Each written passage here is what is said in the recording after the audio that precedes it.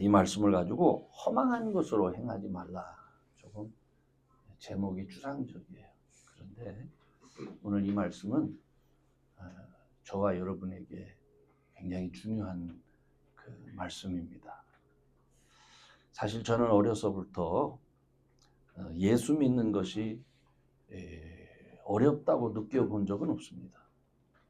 왜냐하면 저는 믿음의 가정에서 이렇게 뭐랄까요, 나고 자랐습니다. 심지어 지금도 기억이 나는데 5살 무렵에 시골에서 외할머니와 함께 이렇게 등불을 켜가지고 새벽 기도를 나간 적이 있어요. 그 당시에는 새벽 기도가 4시였으니까 아마 지금 이렇게 시간을 환산해 보니까 한 3시쯤에 일어나서 이렇게 켜서 저를 앞세워가지고 그렇게 가셨던 것 같아요. 그러니까 어쩌면 저한테는 예수 믿는 것이 너무 당연한 것처럼 여겨졌습니다. 그래서 믿는 것에 대해서 의문을 가져본 적이 없어요. 그런데 정작 제가 이거 믿는 게 정말 어렵겠구나를 느끼기 시작한 게 있어요. 그게 뭐냐면 제가 신학을 공부하면서부터요. 내가 그냥 교회 다니면서 믿을 때는 괜찮은데 제가 이제 남한테 설명을 해야 되잖아요, 이 믿음을. 근데 이 믿음이라고 하는 것이 일단 이 믿음을 설명하려면 내가 지식으로, 내 이성으로 일단 이해가 돼야 돼요. 그렇지 않습니까? 뭘 봤는데 이게 말로 설명이 안 되면 할 말이 없어요. 근데 이 목사가 되다 보니까 이 믿음을 설명을 해야 되는데 어떻게 믿음을 설명합니까? 그래서 오히려 저는 신학을 공부하면서 방황을 했어요. 그래, 책을, 교수님들이 시원찮아서 그런가 보다 이렇게 생각해서 책을 사서 읽기도 하고 그러는데 그 유명한 여러분 그 키엘케골 같은 분이잖아요. 그분들은 아주 신앙인이었어요. 그러다 보니까 그분들 책을 이렇게 읽다 보면 굉장히 마음에 감동이 돼요. 그런데 문제는 믿음이 뭐냐라고 이렇게 정의를 내리는 순간에는 확실하게 답을 안 주는 거예요. 그래서 제가 얼마나 어려웠는지 모릅니다. 지금 와서 생각하니까 이 믿음이라고 하는 것은 사실은 설명이 안 되는 거예요. 하나님과 사람과 우리 자신과의 이 관계 속에서 만들어지는 거예요. 보여지지도 않고 느낄 수도 없고 사람이 생각할 수 있는 수준을 넘어선 하나님을 어떻게 우리의 언어로 설명할 수가 있어요? 이게 말이 안 되는 거예요. 가만히 보니까. 근데 이 하나님을 우리가 어떻게 믿을 수 있느냐? 하나님이 자신을 나타내 주실 때 가능한 거예요. 하나님이 우리에게 내가 네가 믿는 하나님이야 하고 나타내 주실 때 이게 가능한 겁니다. 그러니까 이게 얼마나 어려운 거예요. 많은 사람들이 하나님을 만났다고 하는데 여러분 그런 사람들 만나면 신기하지 않습니까? 어떻게 만나냐고 물어보고 싶지 않아요? 근데 어떻게 그 사람이 설명할 수 있을 것 같아요? 황당한 얘기를 하는 거예요. 그런데 바로 그거를 제가 지금 여러분한테 말하고 있는 거예요. 목사가 여러분들한테 믿음을 말하는데 저는 이것이 여러분들한테 때로는 얼마나 이해할 수 없는 일인가. 그게 걱정이 되는 거예요. 그래서 사실은 기도합니다. 사람들이 이해할 수 없는 그 믿음을 위해서 하나님 앞에 기도하며 하나님, 이 사람들을 하나님이 사랑하시니까 불러주셨잖아요. 그렇다면 이분들이 정말 하나님의 은혜와 사랑을 말할 수 있게 해주세요. 이게 제 기도 제목인 거예요. 이게 이해가 되십니까? 이 말도 이해가 안 되잖아요. 그죠? 어느 때 제가 하는 얘기는 단지 옛날 얘기처럼 들릴 수도 있습니다. 그렇지만 목사가 그 옛날 얘기처럼 들리는 그런 메시지, 때로는 이성적으로 황당하게 들릴 수 있는 그런 말을 제가 말하는 이유가 뭘까요? 최소한 여러분들이 하나님을 경험할 때에 도움이 되기를 원해서요. 그래서 사실 하나님을 알지 못하는 사람들은요, 그들은 하나님을 당연히 모르니까 육체의 욕심을 따라 또 자기의 생각을 따라 살 수밖에 없습니다. 그들은 하나님을 믿기보다는 뭐를 믿을까요? 나를 믿는 거예요. 그래서 이따가 전도하다 보면 이걸 내 주먹을 믿으라고 하는 사람들이 실제로 많이 있었습니다. 그러나 여러분, 사람이 의지하는 그 힘, 그 근본은 정말 세상에서 얼마 있다가 보면 사라질 육체입니다. 이 사라질 육체의 생각이 사람을 지배하기 시작할 때 사람은 방탕하기도 해요. 왜 그렇습니까? 이거 뭐 얼마 안 있으면 죽을 건데 그저 남은 인생 재밌게라도 살아야지 이런 생각이 들기도 하고, 그래서 더러운 욕심을 따라 그저 움켜쥐기도 하고 그렇게 살아갑니다. 그렇지만 이렇게 살아가면, 이렇게 하나님과 전혀 상관없는 삶을 살아가는 그런 인생은 구원을 받을 수가 없어요. 그런 인생은 결국 영원한 형벌에 처해질 수밖에 없어요. 지옥 간다는 얘기. 사람들이 이런 말하면 듣기 싫어합니다. 근데 사실이에요. 오늘 저는 우리 교우들이 하나님을 알고 하나님의 뜻을 따라서 여러분의 삶 속에 하나님을 경험하는 그런 능력 있는 그런 분들이 되기를 소원합니다. 하나님의 심판에 놓여져서 멸망받는 성도가 아니라 예수 믿고 구원받아서 이 땅에서도 하나님의 은혜가 있습니다. 이 땅에서도 그 은혜를 누리면서 살아야죠. 그래서 답답해요. 믿음이 뭐냐라고 말해보는데 수 없는 사람들이 믿음에 대해서 얘기를 합니다. 각자 자기의 경험을 얘기를 해요. 근데 안타까운 것은 내가 겪어보지 않으면, 내가 경험하지 않으면 모른다는 거예요. 왜냐하면 그거는 영적인 세계에 속한 것이기 때문에 그렇습니다. 어렴풋하게 가끔 영의 세계는 여러분 이해할 수 있어요. 다른 사람은 못 보는데 보는 것들 있잖아요. 그죠? 그런 사람들이, 그러니까, 그런 게 뭐가 있나 보다 정도는 알지만, 많은 그리스도인들이 사실은 영적인 세계를 모르고 단지 배운 지식을 따라서 내가 하나님을 안다고 생각해요. 그러나 성경은 여러분에게 지식으로 가르쳐서 하나님을 말하게 하지 않습니다.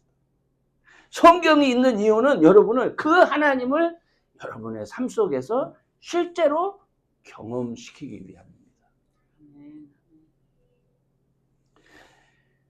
그래서 이를 위해서 여러분이 반드시 알아야 될 게 있어요. 이 세상에는 우리가 예수님을 믿을 때 믿는 자에게 주시는 성령, 거룩한 하나님, 거룩한 영도 있지만 놀랍게도 미혹하는 영이 있다는 사실입니다. 오늘 본문 말씀 이전, 에베소 2장 2절에 이런 말씀이 있어요. 불순종하는 아들들 가운데서 역사하는 영이란 말이 있어요. 하나님을 알지 못하고 하나님을 부인하는 사람들 속에서 일하는 영이라는 말이에요.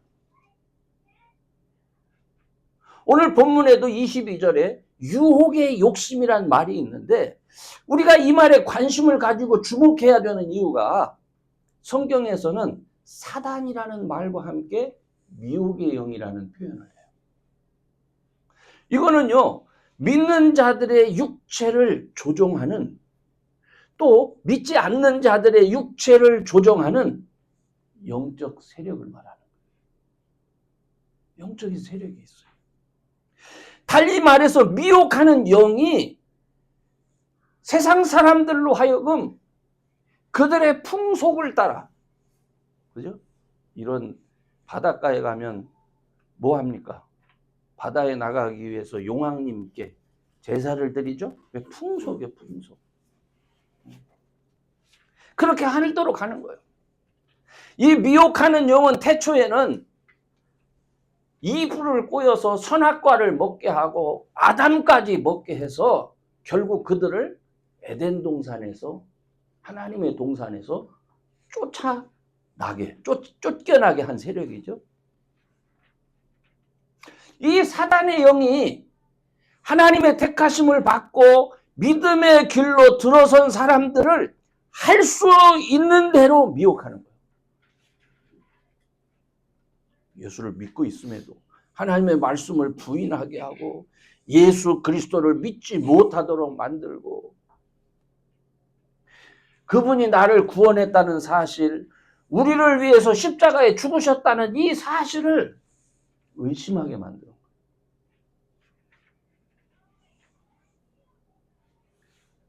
문제는 이 미혹의 영에 대해서 우리가 지식으로는 알고 있어도 성경에 보면 있으니까. 근데 많은 사람들이 실제로 미혹을 당하고 고통을 당해서 멸망에 이르는 일이 너무 많아요. 알고 있어도 당한다니까요. 사람이 미혹의 영과 직접 싸울 수가 없어요, 여러분.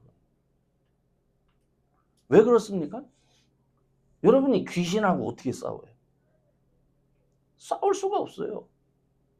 시공간의 제약을 받는 사람하고 시간과 공간을 뛰어넘는 존재와 어떻게 싸웁니까?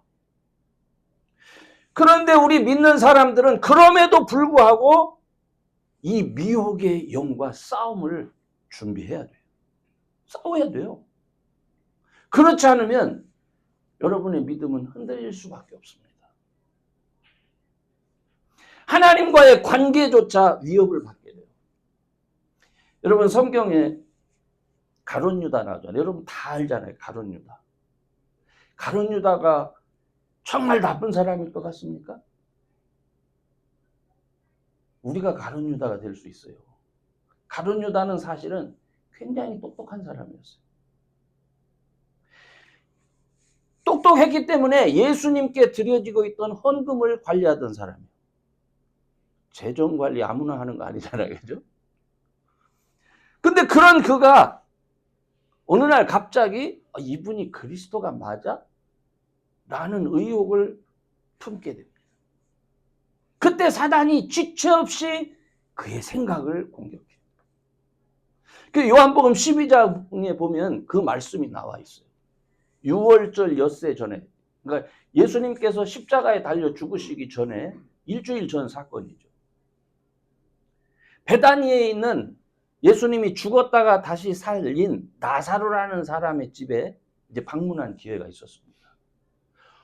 그 집에 방문해서 식사를 하는데 갑자기 그 누이 동생이 나오더니 나드 향유 한 근이래. 300데나리온어치. 이 300데나리온이면요, 이거를 오늘날의 달러로 계산하면은 4만 불에서 5만 불입니다. 그 나드 향유가 이거를 깨트려 가지고 예수님의 발에다 붓고 머리털로 이렇게 닦으니 이해가 되겠습니까? 계산이 빨랐던 가룟 유다가 이렇게 비싼 것을 여기 어떻게 이렇게 허비할 수가 있느냐. 돈으로 환산해봐도 이 많은 돈인데 차라리 팔아서 가난한 사람들한테 나눠주는 게 좋지. 이 말이 틀린 말입니까? 우리의 이성으로는 굉장히 의미 있는 말이고 좋은 말이에요. 근데 예수님이 뭐라고 하냐면 자기의 마지막 가는 길을 알고 있잖아요. 곧 죽을 거라는 걸 예수님이 알잖아요. 데비드라는 그가 나의 가는 길을 예비했다는 거예요. 영적인 의미에서는 그리스도 하나님의 아들이신 그리스도의 가는 길을 준비했기 때문에 그게 의미가 있는 일이지만은 사람의 이성으로 생각할 때는 용납이 안 되는 일이죠. 그러니까 아마도 화가 났어요. 그리고 그 이후에 미혹이 그 영에 이끌리지만 결국은 대제사장에게 가서 예수님을 팔아넘길 그럴 계획을 세우고 말을 합니다. 그리고 마지막 만찬 시간이 되니까 예수님께서 가룟 유다에게 떡을 떼어주는 그 순간에 마귀라고 하는 놈이 가룟 유다의 육체의 속에 들어가서 완전히 그를 장악합니다. 그게 요한복음 13장 27절에 기록이 되어 있어요. 그래서 그는 예수님을 팔아넘겼잖아요. 근데 팔아넘기고 나니까 정신이 번쩍 뜨는 거예요. 내가 무슨 짓을 했나? 그래서 훗날 그가 자기가 한 행실에 대해서 인간적으로 엄청난 후회를 하고 그리고 대제사장한테 가서 돈을 주면서 나 이거 필요 없다고. 그럼 어떻게 됩니까? 마귀에게 이미 잡혀 있기 때문에 하나님 앞에 회개할 기회조차 갖지 못해요. 그렇게 생각 자체를 못하는 거예요. 그래서 자신의 생명을 어떻게 던지잖아요. 자살로 끝나는 거예요. 바로 이것이 오늘날 믿는 자들 가운데서도 똑같이 이런 미혹의 영이 그 힘을 발휘합니다. 바울은 이 영을 세상의 공중 권세 잡은 자들 곧 불순종의 아들들 가운데서 역사하는 영이라 이렇게 말하고 있어요. 구약에서도 이 미혹의 영은 많은 이들을 죽음으로 인도합니다. 여러분이 아마 이스라엘의 악한 왕 아합 얘기 많이 들었죠? 이 아합도 죽을 때 미혹의 영에 이끌려서 죽음을 맞이해요. 성경이 그걸 말하고 있어요.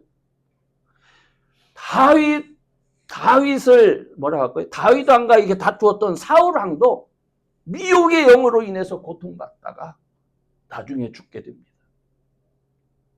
그러므로 우리는 내 생각이나 내 주장 이게 옳다 이렇게 생각하시면 안 돼요. 내가 세상에서 배운 이론, 경험 이런 것들이 나의 미래에 대해서 가장 좋은 것일 거야 이런 생각하면 안 돼요. 얼마든지 미혹의 영에 의해서 여러분의 생각, 여러분의 주장을 흔들 수가 있는 거예요. 오히려 여러분이 옳다고 생각하는 그것에 의해서 여러분이 넘어질 수가 있는 거예요. 그렇기 때문에 우리가 속지 않기 위해서 예수님 앞에 나와야 되는 거예요. 제가 이 말을 하면서도 가끔 하나님 이게 영적인 일인데 이게 용납될 수 있을까요? 이 사실을 믿을 수 있을까요? 안 믿어질 거예요. 그러나 그래도 그 이름을 의지해서 하나님 앞에 나와서 예수의 이름으로 정말 나를 지켜주세요. 나를 인도해 주세요 하는 하나님의 특별하신 돌봄 아래에 우리가 있어야 우리가 비로소 여러분 삶의 자유함을 누릴 수 있는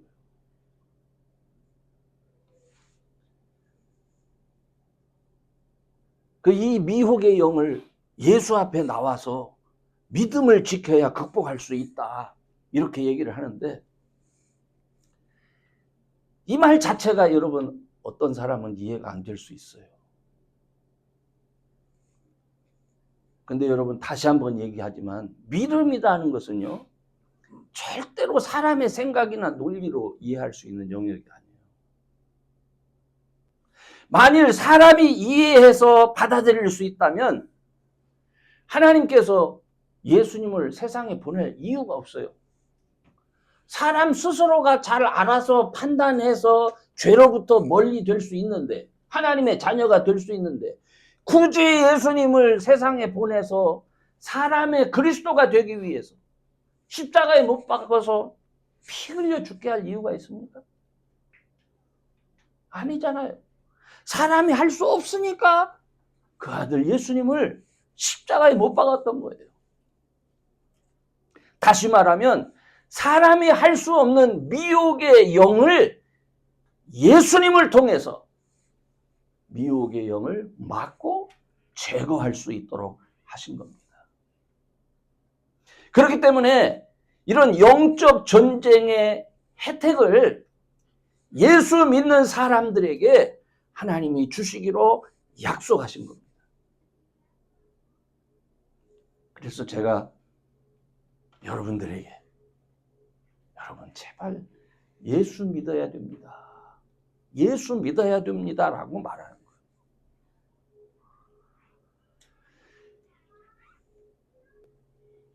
그런데 여러분 그런 의미에서 이 세상에서 예수님을 잘 믿을 수 있도록 최적화된 사람들이 있어요. 어떤 사람이 예수님을 잘 믿을까요?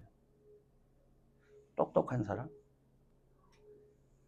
세상적으로 똑똑한 사람들은 그가 똑똑하기 때문에 세상적인 혜택을 세상으로부터 받을 수 있죠.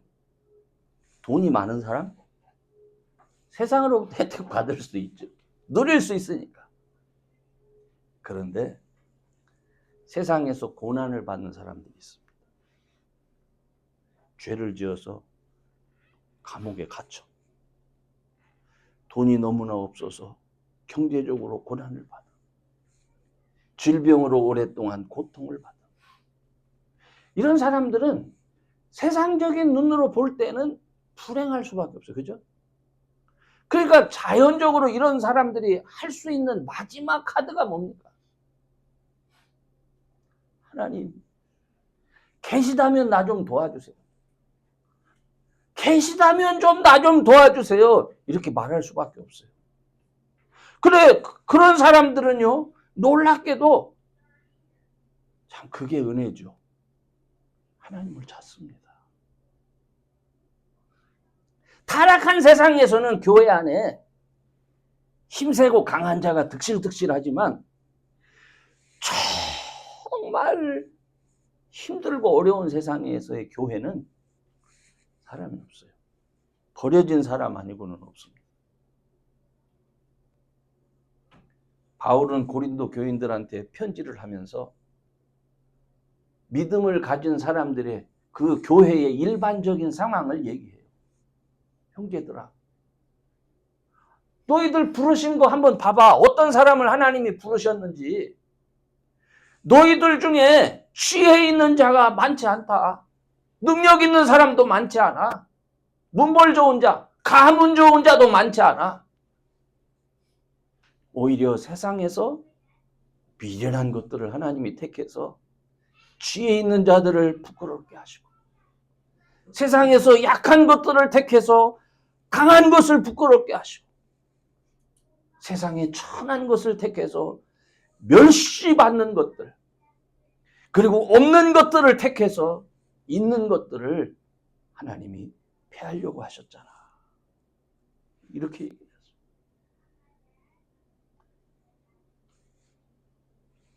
그리고 이런 믿음을 가진 자들에게 성령 하나님은 믿음을 가졌으니까 하나님의 말씀을 보게 합니다.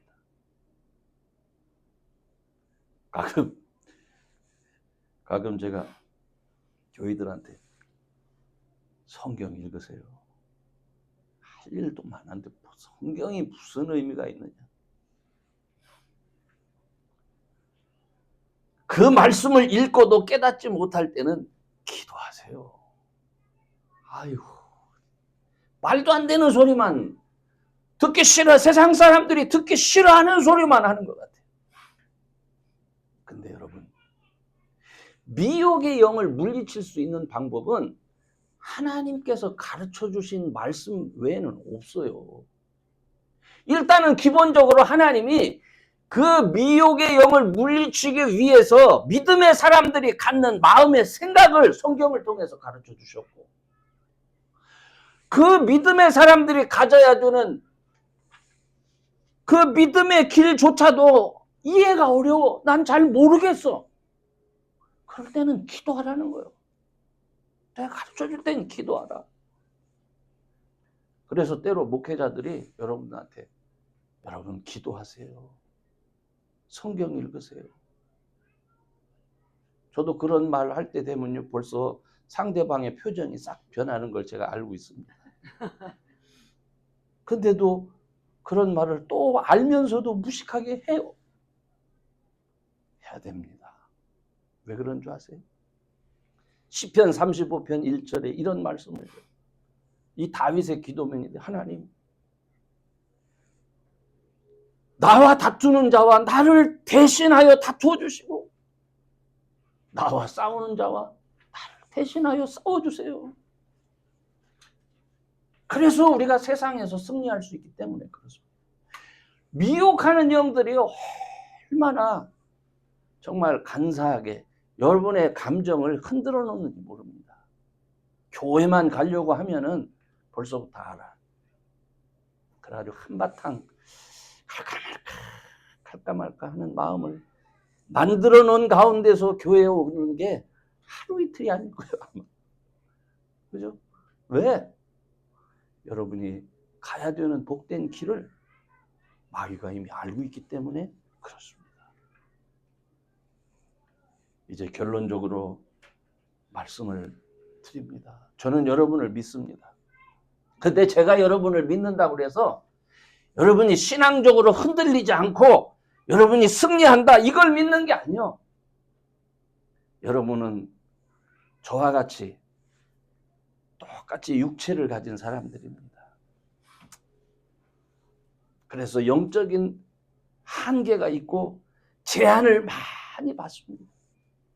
그래서 때로는 실수도 하고 때로는 넘어지기도 합니다. 그런데 실수하고 넘어졌다 할지라도 절대로 절망하지 않습니다. 왜? 예수님을 믿으니까. 예수님이 이걸 아시니까 하나님이 보내셔서 십자가를 지게 하셨다니까요. 내가 약한 걸 알아서, 내가 안 약하면 예수님 뭐하러 보내세요? 네가 알아서 스스로 일어나라, 이렇게 하시지. 그렇잖아요. 그래서 내가 낙심이 되는 그 순간에 그분이 나를 위해서 흘리신 보혈을 생각하게 합니다. 그리고 그렇게 계획하신 하나님이 나를 얼마나 사랑하는지를 다시금 생각하게 하는 겁니다. 오늘도 여러분은 이번 한 주간도 미혹의 영의 공격을 많이 받았을 겁니다. 하루에도 몇 번씩 마음이 그저 용솟음 쳤을 거예요. 그러나 감사한 것은 하나님이 지금도 여러분을 사랑하시고 불러주시고 지켜주신다는 사실입니다. 이런 것들에게 속아가지고 불안해하고 우울해하고 그러지 말고 예수 이름으로 일어나서 성령의 도우심을 구하기 바랍니다. 또 여러분이 싫어하는 말 하는 거예요. 기도하기 바랍니다. 응? 뭔 기도, 맨날 기도만 하라고. 아니, 도움이 하나님께로부터 오는데 그럼 어떻게 하실 거예요? 그렇잖아요. 길게 기도 안 해도 좋아. 하나님 나 도와주세요, 이 한마디라도 하라는 말이에요.